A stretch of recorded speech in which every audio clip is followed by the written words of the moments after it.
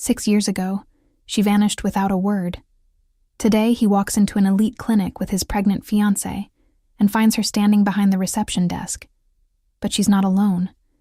Beside her stands a little girl with his eyes, his silence, his presence. A daughter he never knew existed. A secret that shatters everything. Some doors close quietly. Others explode open when you least expect them. This is a story about the past that refuses to stay buried, the love that never truly died, and the impossible choices that define us. Stay with me. This one will break you in the most beautiful way. Hello, everyone. I'm back with another Afro-Korean story that will stay with you long after it ends. Before we begin, please subscribe and help us reach 1,000 subscribers. Your support means everything. Now, let's dive into this unforgettable journey. The clinic smelled like expensive silence. White marble floors, crystal chandeliers, the kind of place where even the air felt curated, designed to comfort the wealthy while they waited for news about their futures. Jae-won Kim had been here before, twice for consultations, once for a charity gala. He knew the layout. He knew the staff. He knew exactly how much it cost to ensure privacy in a place like this. But he didn't know the woman standing behind the reception desk. Or rather, he did. His fiancée, Celeste, walked beside him with one hand resting on her belly, her heels clicking against the marble with the confidence of someone who belonged in spaces like this. 4 months pregnant, glowing, perfect. Her family's media empire had made their engagement front-page news. His shipping conglomerate, and her broadcasting dynasty, a merger disguised as romance. He told himself it was enough. Mr. Kim. The receptionist's voice was smooth, professional. Dr. Hamilton is ready for you in Suite 7. Celeste smiled, radiant. Thank you. But Jae-won wasn't looking at the receptionist. He was looking past her, toward the administrative station near the back. At first, it was just a silhouette. A woman with her head bent over paperwork, dark curls falling forward to hide her face. Something about the curve of her shoulders, the way she held the pen, made his chest tighten. Then she looked up. Time fractured. Amara. Her name hit him like a physical blow. 6 years. 6 years since she'd walked out of his penthouse in the middle of the night, leaving nothing but a note that said, "I'm sorry. Please don't look for me." He'd looked anyway. For months. Private investigators, contacts in 3 countries, money he'd never cared about spending before. Nothing. She'd disappeared so completely it was like she'd never existed. And now she was here, in a clinic, filing papers. Their eyes met across the pristine reception area. Hers widened. Fear. Recognition. Something else he couldn't name. Jae-won? Celeste's voice pulled at his attention. Are you all right? He forced himself to look at his fiancée, to nod, to move. But as they walked toward the suite, he felt Amara's gaze burning into his back like a brand. The appointment passed in a blur. Celeste's laughter, the doctor's reassurances. The ultrasound images that should have filled him with joy but instead felt like static in his mind. All he could see was Amara. All he could think was, why is she here? Why now? When they finally left the suite, he told Celeste he needed to speak with the administrative office about billing. A lie. She didn't question it. Why would she? He was Jae-won Kim. He handled everything. He found Amara in a small office near the back, her hands trembling as she organized files. She didn't look up when he entered. You shouldn't be here. Her voice. God. Her voice. It was the same, warm, textured, carrying an accent that had always made English sound like music. Neither should you. His words came out harder than he intended.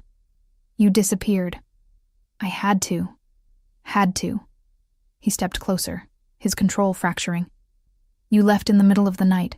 No explanation, no contact. I thought... He stopped himself. She finally looked at him. Up close, he could see the changes. Tired eyes, shadows beneath them. The weight of something heavy carried too long. You thought what? Her voice was quieter now. That you were dead. The confession hung between them like shattered glass. She closed her eyes. "I'm sorry. That's all you have to say?" "What do you want me to say, Jaewon?" Her composure cracked. "That I wanted to leave? That it didn't destroy me? That I didn't—" A small voice interrupted from the doorway. "Mommy?" Jaewon turned. The world stopped. A little girl stood in the doorway, maybe 5 years old, holding a stuffed rabbit. Dark curls like her mother's. Skin a beautiful deep brown. But her eyes were his. The exact shade of dark amber. The same shape. The same intensity that people said could cut through boardrooms and break through lies. She was looking at him with curiosity and something else. Recognition? Impossible. "Nara, baby, go back to the waiting area." Amara's voice shook. "Miss Jennifer is there." The girl, Nara, didn't move. She kept staring at Jaewon. "You're tall," she said simply. Something in his chest cracked open. Amara moved quickly, gently guiding the child back toward the hallway. "Go on, sweetheart. I'll be right there." When she was gone, the silence felt apocalyptic. Jaewon couldn't breathe, couldn't think. His mind was racing through calculations. 6 years since Amara left. The girl looked about 5. The timeline aligned perfectly. He looked at Amara, and he knew she could see the realization spreading across his face. "She's mine." It wasn't a question. Amara's eyes filled with tears. "Jaewon, she's mine," he repeated, his voice breaking on the word. "That's why you left. You were pregnant." She didn't deny it. The world tilted. He had a daughter. A 5-year-old daughter he'd never known existed. A child who should have been in his life from the moment she took her first breath. "Why?" The word came out raw. "Why would you keep her from me?" "Because I had no choice." Amara's voice was fierce now, protective. "You don't understand what it was like. Your family, your world. There was no place for us in it. You didn't even give me a chance to. Your mother made it very clear what would happen if I stayed." The words cut through the air like a blade. "She came to me the day I found out I was pregnant. She told me exactly what my life would look like if I tried to be part of yours. The scrutiny, the media, the way they would tear apart a black woman trying to claim a piece of the Kim empire. She offered me money to disappear, enough to start over somewhere quiet. Jaewon felt sick. And you took it. I took it for her." Amara's hand gestured toward where Nara had been. "So she could grow up safe, away from cameras and boardrooms and people who would use her as a scandal. I gave her a normal life. You gave her a life without a father." The words hung between them, sharp and true. Amara's tears finally fell. "I gave her the best I could." In the hallway beyond, he could hear Nara's laughter. Bright, innocent, unaware that her entire existence had just detonated his world. He looked at Amara, this woman he'd loved with an intensity that had frightened him, and saw the exhaustion in her eyes. The years of carrying this secret alone. The impossible choice she'd made. "I'm getting married in 3 months," he said quietly. Something flickered across her face.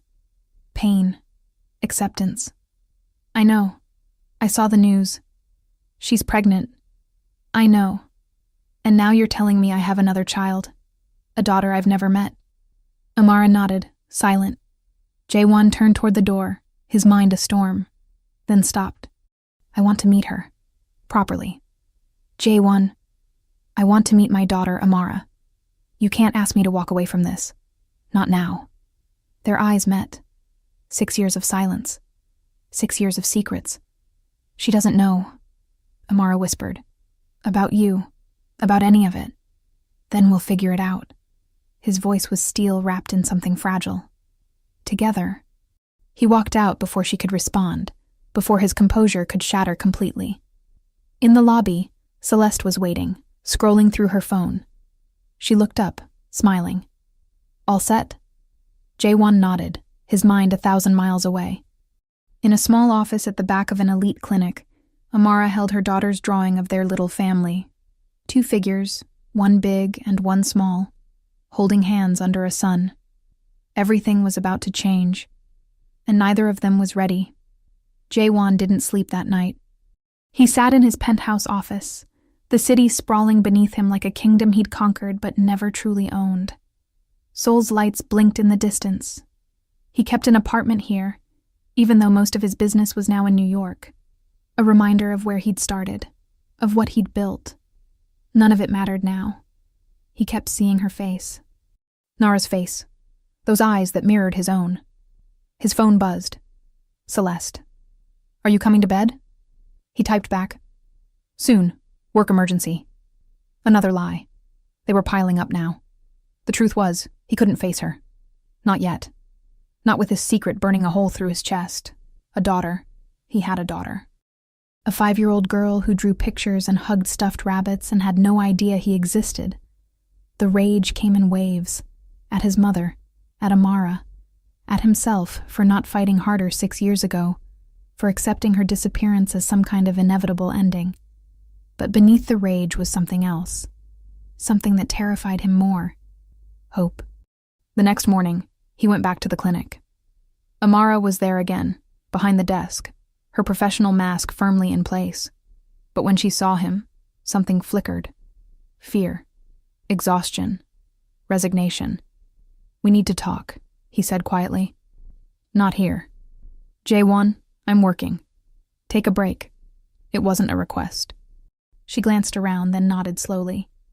10 minutes. They walked to a small park across from the clinic, the kind of carefully manicured green space that existed in wealthy neighborhoods like a stage set for normal life. Amara sat on a bench, her hands folded in her lap. Defensive. Guarded. Jaewon remained standing. "I want a DNA test." She looked up sharply. "You don't believe me?" "I believe you. But if we're going to do this, if I'm going to be part of her life, I need legal protection. For her and for me." Amara's jaw tightened. "She's not a business transaction." "I know that." His voice softened. "But my world is complicated. If this becomes public, if my family finds out before I'm ready, I need to protect her. Legally. Officially." She was silent for a long moment, then nodded. "Fine. But on my terms. You don't tell anyone until we figure out what this looks like." "Agreed." "And you meet her slowly. No dramatic revelations. No showing up with presents and promises. She's a child, Jaewon. She doesn't understand your world." "I understand." But did he? He'd built empires, negotiated billion-dollar deals, navigated corporate warfare with the precision of a chess master. But fatherhood? That was territory he'd never even considered until yesterday. Amara stood, preparing to leave. He caught her arm gently. "Why didn't you use the money?" The question had been burning in his mind. "My mother paid you. Enough to live comfortably. But you're working reception at a clinic." Her expression hardened. "I sent it back. Every cent. I didn't want her money. I wanted to give Nara a life built on something real, not blood money from a woman who saw us as a problem to be solved." The revelation hit him like a punch. She'd raised their daughter alone, working, struggling, refusing the easy path because her pride, her dignity, mattered more than comfort. "Amara, I have to get back to work." She pulled away, but not before he saw the tears threatening to surface. "The test. We can do it this weekend. I'll text you." She walked away, shoulders straight, carrying the weight of 6 years alone. Jaewon stood in the park, surrounded by nannies and children playing, and felt like a stranger in his own life. The DNA test was conducted in private. No clinic, no records. A discreet lab that catered to people who needed results without questions. Nara thought it was a game. "Why are they taking my spit, Mommy?" Amara smiled, smooth and calm. "Just to check up, baby, to make sure you're healthy." The lie came easily. Jaewon watched, fascinated and disturbed by how natural she was at this, at protecting their daughter from truths too heavy for small shoulders.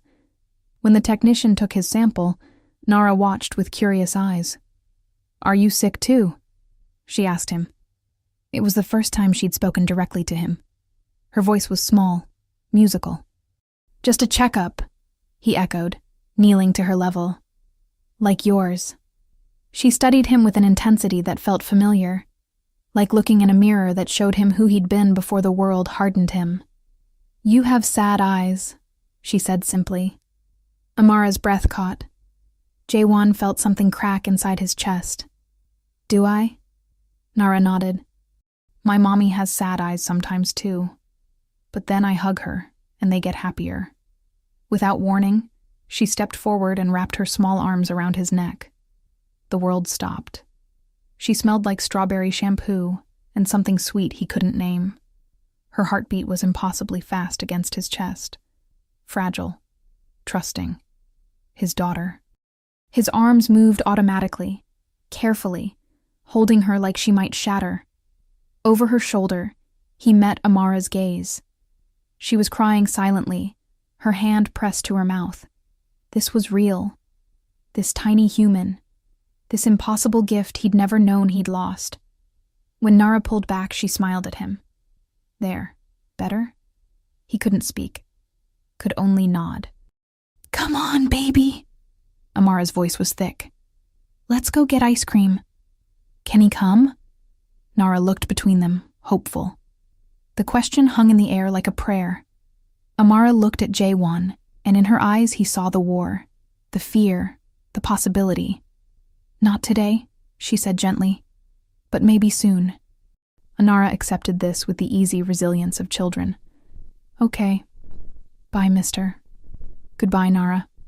She waved as Amara led her away, chattering about chocolate versus vanilla.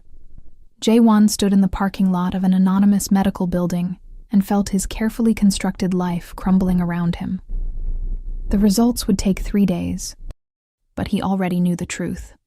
That night, Celeste hosted a dinner party. Investors, media executives.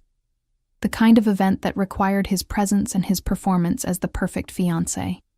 He played his role, smiled at the right moments, made the appropriate conversation. Let Celeste rest her hand on his arm with the easy ownership of someone who believed they knew him.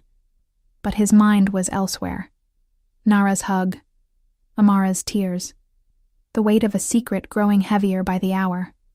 You're distracted tonight, Celeste murmured during dessert. Something wrong? Just business. Another lie. They were becoming easier. She squeezed his hand. You work too hard. When the baby comes, you'll have to slow down. Be present. The irony was suffocating. He had a child already, one he'd never been present for, one who didn't even know his name. After the guests left, Celeste led him to the bedroom with purpose. But when she kissed him, all he could think about was Amara, the way she'd looked at him in that park, the years of pain etched into her face. I'm sorry, he said, pulling back. I'm not feeling well. Concern flickered across Celeste's face. Should I call the doctor? No, just tired. She accepted this. She always accepted his explanations. Their relationship was built on convenience and strategy, not the messy vulnerability of actually knowing each other. Alone in his study, Jaewon pulled up his private investigation files from 6 years ago, the ones he'd eventually abandoned when every lead went cold. He read through them with new understanding. The timing. The sudden disappearance. The way every trace of Amara had been scrubbed from official records. His mother's work. Thorough. Efficient. Cruel. He picked up his phone and called her. She answered on the second ring. Jaewon, it's late. You paid her to leave. His voice was ice. 6 years ago, you paid Amara to disappear. Silence. Then, I did what was necessary. That woman was a distraction. You had a company to run, a reputation to build. She was pregnant. More silence. Did you know? He pressed. Did you know she was carrying your grandchild when you forced her out? I suspected. His mother's voice held no remorse, which is precisely why she had to go. An illegitimate child with a nobody from nowhere? The scandal would have destroyed everything we'd built. I gave her a generous offer. She made her choice. She sent the money back.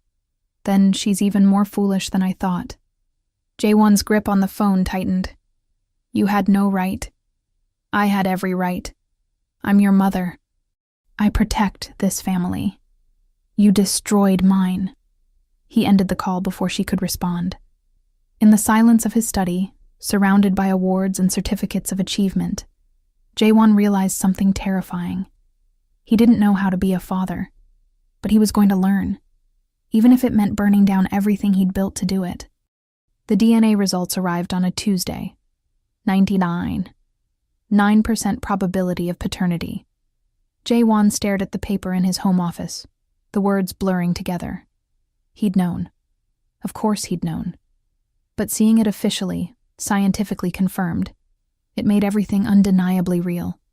He had a daughter, Nara Kim, though she didn't carry his name. Not yet. Maybe not ever. His phone buzzed. "Amara. Did you get them?" "Yes. We need to talk about what happens now." He typed back. "Tonight? Your place?" A long pause. Then, 8 p.m. I'll text you the address. Amara's apartment was in Brooklyn. Not the trendy, gentrified part. The real Brooklyn, where working families lived in walk-ups and bodegas stayed open late. The kind of neighborhood that existed worlds away from his penthouse in Manhattan. He felt out of place immediately. His car, a black Audi, understated by his standards, stood out like a beacon. His suit, even without the tie, marked him as an outsider. The building had no doorman. He climbed 3 flights of stairs, the walls painted a tired beige, children's laughter echoing from behind closed doors. Amara's apartment was 3C. She opened the door before he could knock, as if she'd been waiting. "She's asleep," Amara said quietly, stepping aside to let him in. The apartment was small, impossibly small compared to the spaces he inhabited. But it was warm. Lived in. Drawings covered the refrigerator. Books spilled from shelves. A child's pink backpack hung by the door. Evidence of Nara everywhere. "Would you like to see her room?" Amara asked, her voice careful. Jaewon nodded, not trusting himself to speak. She led him down a narrow hallway to a door painted yellow. Pushed it open gently. Nara was asleep in a small bed covered with a quilt patterned with stars. Her stuffed rabbit was tucked under one arm. Her dark curls spread across the pillow like a halo. She looked peaceful, safe. Jaewon stood in the doorway, unable to move. This was his daughter, sleeping in a tiny room in Brooklyn, completely unaware that her entire world was about to shift. "She's beautiful," he whispered. "She is." Amara's voice broke slightly. "She's everything good I've ever done." They stood there for a long moment, 2 people who'd once loved each other fiercely, now connected by something far more permanent than romance. Finally, Amara pulled the door closed quietly. In the living room, she made tea. Her hands shook slightly as she poured. "I don't know how to do this," she admitted. "Tell her, introduce you. Explain why you weren't there before." Jaewon sat on her worn couch, feeling massive in this small space. "We do it slowly, carefully, however you think is best. You're really willing to let me lead? She's your daughter. You've raised her. I'm just..." He stopped. "I'm trying to figure out where I fit." Amara sat across from him, curling her legs underneath her. She looked younger here, in her own space, more like the woman he'd known 6 years ago. "What about Celeste?" she asked quietly. The name landed like a stone. "I don't know," he admitted. "I haven't told her yet." "Jaewon, I know I will, but this, us, Nara, it's complicated." "You think I don't know complicated?" Amara's voice sharpened. "You're about to marry someone else. She's pregnant with your child. And now you're sitting in my apartment telling me you want to be part of our daughter's life. That's not complicated. That's impossible." "Nothing is impossible." Spoken like a man who's never been told no. She set her tea down hard. "You live in a different universe, Jaewon. Private jets and boardrooms and people who do whatever you say. I live here. I take the subway. I budget for groceries. Our worlds don't overlap. They do now. Because of Nara." "Yes." He leaned forward. "And I'm not walking away from her. I can't." "You had 6 years with her. Don't ask me to settle for anything less than being her father." Amara's eyes filled with tears. "And what does that look like? You swoop in with your money and your power and suddenly you're dad? You take her to your penthouse on weekends while I stay here in the background? That's not what I want." "Then what do you want?" The question hung between them, loaded with years of pain and love and loss. "I want to know her," Jaewon said quietly. "I want her to know me. Not as some stranger who sends presents. As her father, really. And Celeste? Your baby? Your perfect life?" He had no answer for that. Amara laughed bitterly. "You can't have everything, Jaewon. That's not how life works. Especially not this life. Then help me figure it out." "Why should I?" Her voice broke. "You're engaged. You're having a baby with someone else. In 3 months, you'll be married. What am I supposed to tell Nara? That her father exists, but he has a whole other family? Celeste and I—" He stopped. The truth was complicated. The truth was that his engagement had always been more strategy than love, a merger of empires. But how could he explain that? How could he ask Amara to believe it? "You what?" Amara pressed. "You don't love her? Is that what you're going to say?" "I respect her." "That's not the same thing." "No," he admitted. "It's not." The silence stretched between them, heavy with things they couldn't say. Finally, Amara stood. "You should go. I need to think. About what's best for Nara. Not for you. Not for me. For her." Jaewon rose slowly. At the door, he turned back. "I loved you," he said quietly. 6 years ago. I loved you so much it terrified me. And when you left," his voice caught, "I looked for you. For months. I would have given up everything to find you." Amara's tears fell freely now. "Would you? Really? Would you have stood up to your mother? Your family? Your entire world for a woman who worked in your office and had no pedigree, no connections, nothing but herself?" "Yes. I don't believe you." The words cut deeper than any blade. "Then let me prove it now," he said. "Let me be her father. Let me show you that I'm not the man who let you walk away." Amara wrapped her arms around herself, small and alone in her doorway. "I'll think about it," she whispered. "But Jaewon, if you hurt her, if you disappoint her, if you decide 6 months from now that this is too complicated, I will never forgive you. She's not a business deal you can walk away from." "I know. Do you?" She looked at him with exhaustion in her eyes. "Because I've been doing this alone for 6 years, and I've gotten very good at it. We don't need you. We don't need your money or your name or your world. We've survived just fine. But she deserves to know her father. Maybe." Amara's voice was barely audible. "Or maybe knowing you will only break her heart." She closed the door before he could respond. Jaewon stood in the hallway, listening to her cry on the other side. He didn't go home. Instead, he drove to his office. 23rd floor, corner suite, views that stretched across Manhattan like he owned it. He sat in his chair and stared at his reflection in the dark window. Who was he? Really? Jaewon Kim? Heir to a shipping empire. Self-made billionaire. Soon-to-be husband and father. But also a man who'd let the woman he loved disappear. Who'd accepted his mother's interference. Who'd built a fortress of success to hide the fact that he'd never actually fought for anything that mattered. His phone buzzed. Celeste. "Where are you? I'm worried." He stared at the message for a long time. Then he typed, "We need to talk. Tomorrow." It was time to tell the truth, even if it destroyed everything. The next morning, he met Celeste at her favorite restaurant, overlooking Central Park, mimosas and perfectly plated eggs.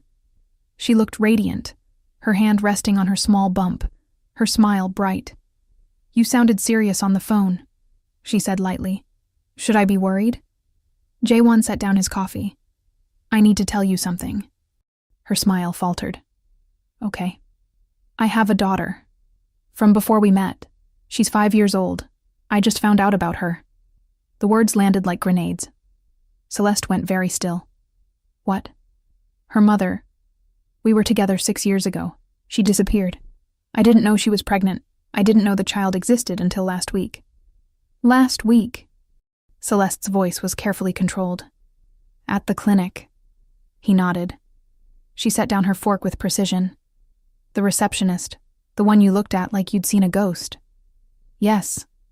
And you're telling me this now, the morning after you disappeared all night. I was at my office. Thinking. She laughed, sharp and brittle. About your secret child, your secret ex, your secret life I apparently knew nothing about.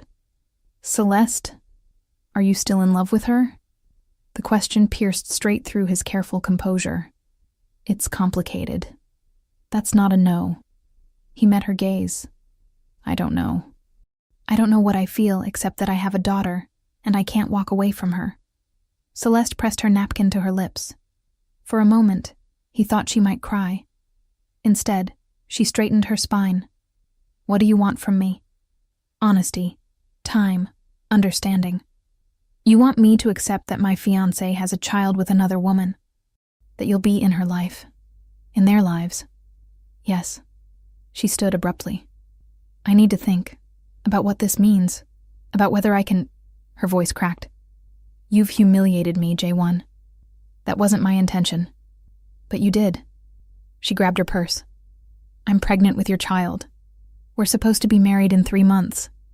And now you're telling me there's someone else, someone who was there first. There's no one else. There's only Nara. Is there? Celeste's eyes were sharp. Because from where I'm standing, it looks like your past just walked back into your present. And I'm the one who doesn't fit anymore. She left him sitting alone in a restaurant overlooking Central Park, watching his perfect, strategic future walk away. His phone buzzed. Amara. Nara asked about you this morning. She said you seemed lonely. Kids see things we don't. Can I see her again? Saturday. The park near the clinic, 2 p.m. But J1, don't make promises you can't keep. I won't. He sat surrounded by wealthy strangers eating expensive breakfasts and felt for the first time in years like his life was finally pointing toward something true, even if it destroyed him in the process. Saturday arrived like a storm waiting to break. J1 stood in the park at 1:55 p.m., overdressed in casual clothes that cost more than most people's rent.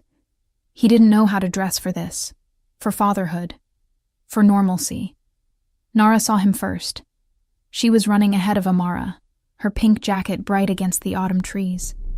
When she spotted him, she stopped, tilted her head, then smiled. You came back. Something in his chest shattered. I did. Mommy said maybe you would. I hoped. She said it so simply. Like hope was easy. Like trust was natural. Amara caught up, slightly breathless. Her eyes met his over Nara's head. A warning. A plea. Don't hurt her. I brought something, J1 said, pulling a small package from his pocket. Your mom said you like to draw. Nara's eyes went wide. Really? Inside was a set of professional art pencils. Nothing excessive. Nothing that screamed money. Just good tools for small hands. These are amazing. Nara clutched them to her chest. Thank you, mister. She paused. What's your name? The question hung in the air like glass about to break.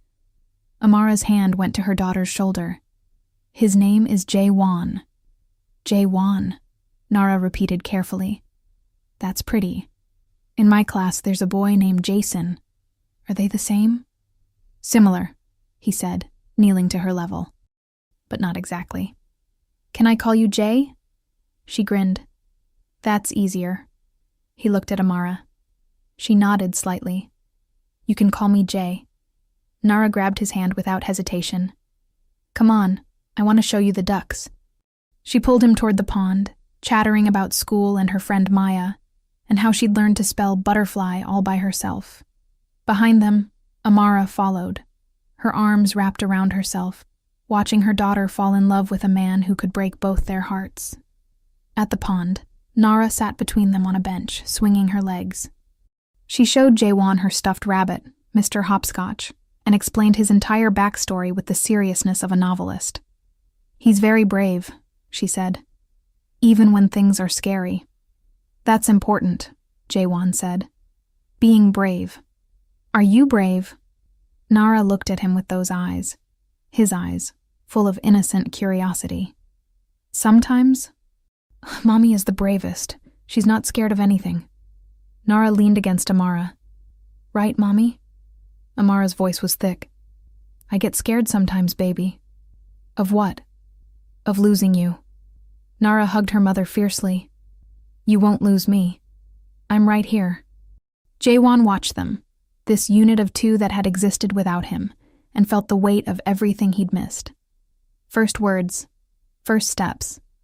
Every bedtime story and scraped knee and nightmare soothed. "Jay?" Nara turned to him suddenly.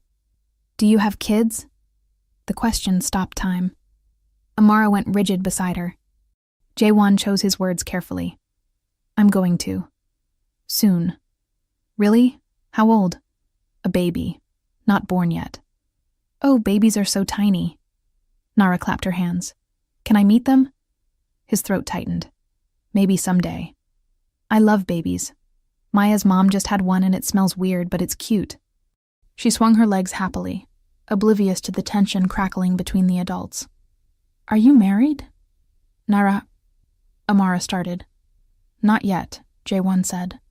"Almost." "Mommy's not married," Nara said matter-of-factly.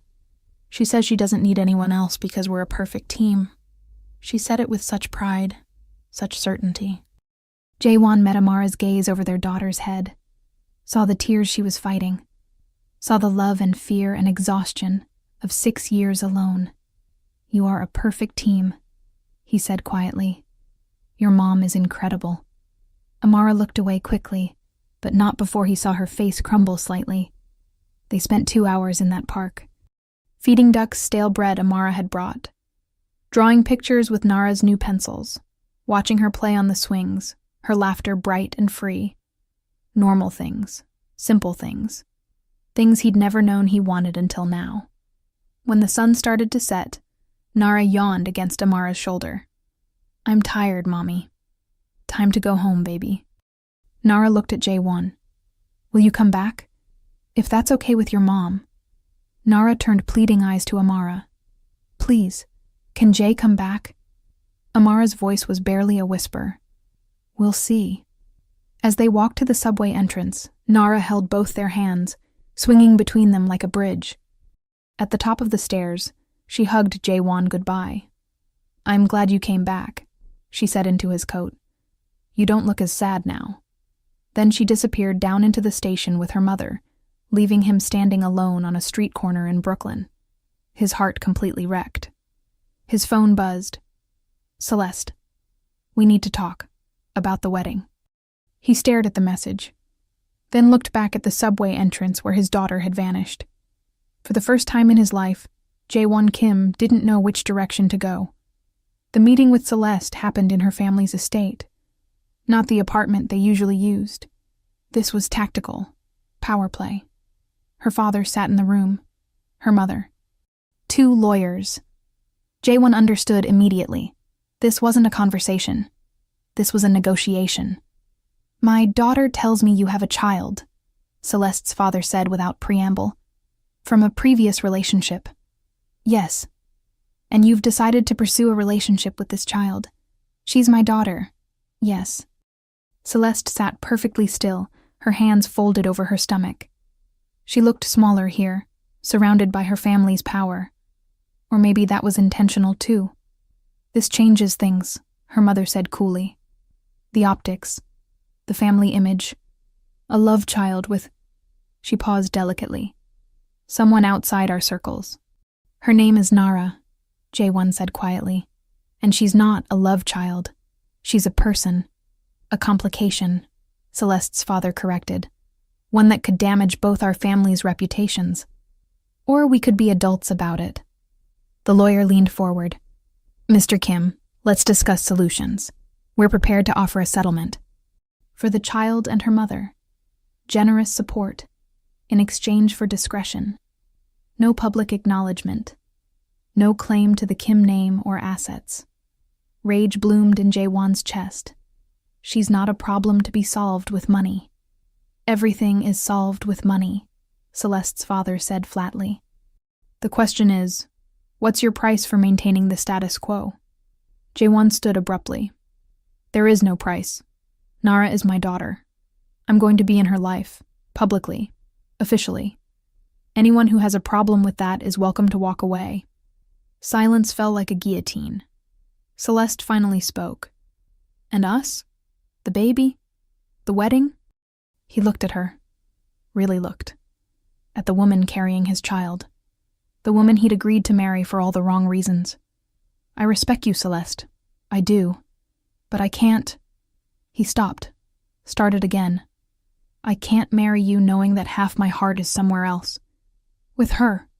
Celeste's voice was ice. With Nara's mother. With my daughter.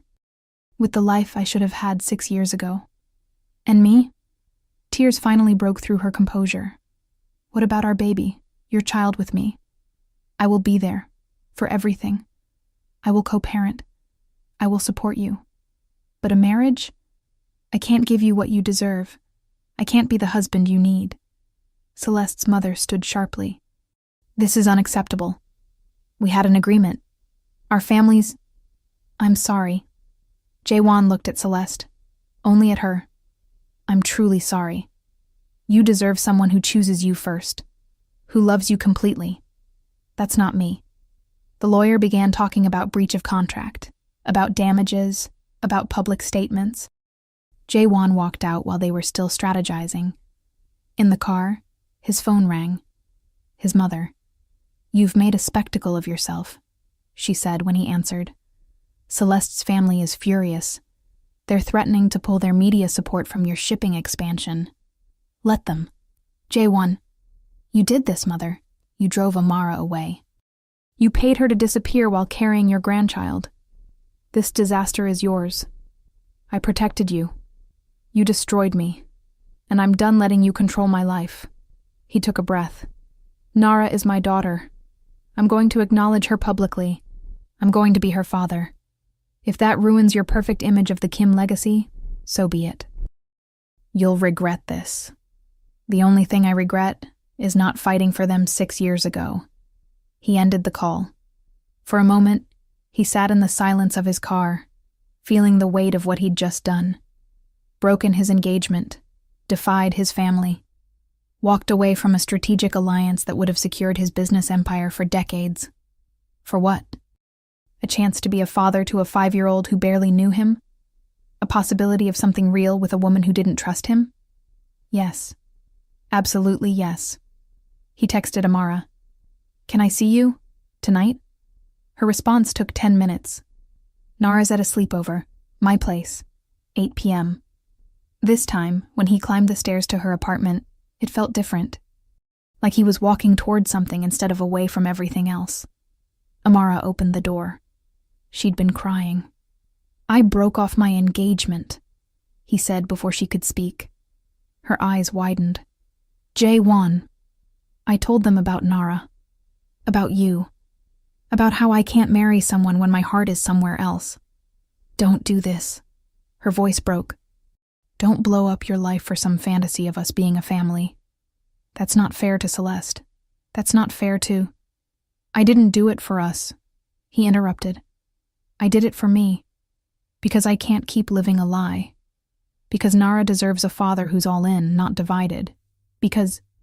He stepped closer. Because 6 years ago, I let you go without a fight. I'm not making that mistake again. Amara's tears fell freely now. What if it's too late? What if we can't go back? We don't go back. We go forward. Carefully. Honestly. Together. I'm scared. So am I. He reached for her hand. She let him take it. But I'd rather be scared with you than safe without you. In the quiet of her small apartment, with their daughter safe elsewhere, Amara let herself lean into him. For the first time in 6 years, she wasn't alone, and neither was he. The news broke 3 days later. Kim Er-en's engagement, secret love child revealed. The media descended like locusts. Photographers outside Amara's building. Reporters calling her clinic. Headlines dissecting every angle of the scandal. J1's team worked overtime on damage control, but he refused to hide Nara. Refused to pretend she was anything less than his daughter. The press conference was his idea. He sat at a table in front of 50 cameras, alone. No lawyers, no prepared script. Just him and the truth. 6 years ago, I met someone, he began. We fell in love. She got pregnant. Circumstances I won't detail publicly led to her leaving before I knew about the pregnancy. I recently discovered I have a 5-year-old daughter. Her name is Nara. She is the most important thing in my life. Flashes exploded. Questions erupted. He raised a hand for silence. I ended my engagement to Celeste Park because it wasn't fair to marry someone while my heart was committed to being the father my daughter deserves. I will support Celeste and our child together in every way possible. But I couldn't build a marriage on a foundation of obligation. What about the mother? Someone shouted. Amara Okafor? Are you together? That's private. What matters is Nara. She didn't ask to be born into this spotlight. I'm asking you, all of you, to give her privacy, to let her be a child. I'll answer any questions about my business, my decisions, but my daughter's life is not public property. More questions, more flashes. But he'd said what he needed to say. That night, Amara's apartment was under siege. Photographers camping outside, neighbors complaining. Nara confused and scared by the chaos. We can't stay here, Amara said, pacing. This is too much. She can't live like this. Come stay with me, J1 offered. The penthouse has security, privacy, space. That's not a solution. That's running. It's protecting our daughter. Amara looked at Nara, curled up on the couch with Mr. Hopscotch, trying to be brave but clearly overwhelmed. Okay, she whispered. But just until this dies down. The penthouse felt like a museum to Nara. Everything too big, too expensive, too fragile. You live here? She asked, eyes wide. By yourself? Usually. That's lonely. Out of the mouths of children. That first night, Nara insisted on sleeping in Amara's room. Too nervous, too overwhelmed by the strangeness. J1 set them up in the guest suite, which was larger than Amara's entire apartment. This is temporary, Amara reminded him. We're not moving in. I know. But they both knew it was a lie. Not the words, the possibility, the hope underneath them. Days turned into weeks. The media frenzy didn't die down. It evolved. Think pieces about mixed-race families, debates about privilege and responsibility. But gradually, the focus shifted from scandal to curiosity. Nara adjusted faster than anyone expected. She claimed a corner of J1's office as her art studio, started leaving drawings on his desk, would climb into his lap during video calls, waving at confused executives. Slowly, impossibly, they became something like a family. One night, after Nara was asleep, J1 found Amara on the balcony, staring at the city. I keep waiting for the other shoe to drop, she admitted. For this to be too good to be true. It's not perfect. We're figuring it out. Are we? She looked at him. Or are we just delaying the inevitable? The moment when you realize this isn't the life you wanted? This is exactly the life I wanted. I just didn't know it until now. He moved closer. Close enough to touch, but not touching. Letting her decide. I loved you, Amara whispered. 6 years ago. So much it terrified me. When your mother offered that money, part of me wanted to take it because I thought you'd be better off without me. Without the complication. You were never a complication. You were the only real thing in my life. And now? Now you're still the only real thing. You and Nara. Everything else is just noise. She turned to face him fully. I'm scared to believe you. Then don't believe my words. Believe my actions. I'm here, every day, choosing this, choosing you both. Tears slipped down her cheeks. What if we mess this up?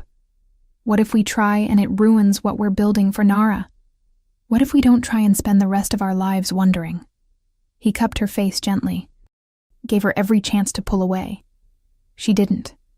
When he kissed her, it was nothing like 6 years ago. That had been passion and urgency and youth. This was deeper, quieter, a promise instead of a question. When they finally pulled apart, she was smiling through tears. "We're really doing this?" she asked. "Building something real?" "We already are." 3 months later, Nara stood between them in a lawyer's office as Jae-won officially acknowledged paternity. She didn't understand all the paperwork, just knew that her name was now Nara Kim Okafor. "Does this mean Jae is really my dad?" she asked, looking between them. "Yes, baby," Amara said softly. "He always was." Now it's official. Nara processed this with the seriousness of a 5-year-old philosopher, then grinned. "Cool. Can I tell Maya?" They laughed, all 3 of them, relief and joy mixing with the weight of everything they'd survived to get here. That night, in the penthouse that was slowly becoming home, Jae-won read Nara a bedtime story while Amara watched from the doorway. "Daddy?" Nara said sleepily. She'd started calling him that 2 weeks ago. His heart still stopped each time. "Yes? Are you and Mommy going to get married?" He looked up, meeting Amara's eyes across the room. "Would you like that?" he asked carefully. "Yeah, then we'd be a real family." "We're already a real family," Amara said, coming to sit on the bed. "Marriage doesn't change that, but it makes it official, like my name." Nara yawned. "You should get married, then have a baby. I want a sister." Over her head, Jae-won and Amara shared a look. Complicated, hopeful, terrified, possible. After Nara fell asleep, they stood together in the doorway of her room, painted yellow now, with her drawings covering the walls. "She has opinions," Amara said quietly. "She's not wrong, though." Amara looked at him surprised. "Jae-won, not now. I'm not proposing. But someday, when we're ready, when this feels less like surviving and more like living."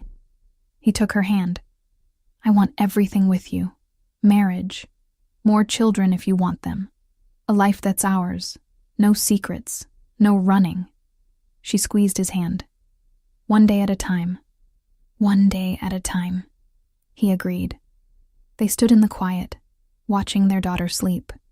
6 years ago, they'd been torn apart by fear and family and impossible circumstances. Now they were here, building something fragile and fierce and real. It wasn't perfect. There would be challenges.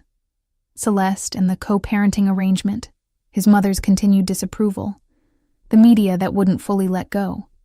But they'd face it together. In the city beyond the windows, lights blinked like promises. The empire Jae-won had built still stood, but now he'd built something better, a family, messy and complicated and worth every sacrifice. This was his real empire, not buildings or money or power. This, them, home. And finally, after years of silence and distance and loss, Jae-won Kim felt like he'd found exactly where he belonged. The end.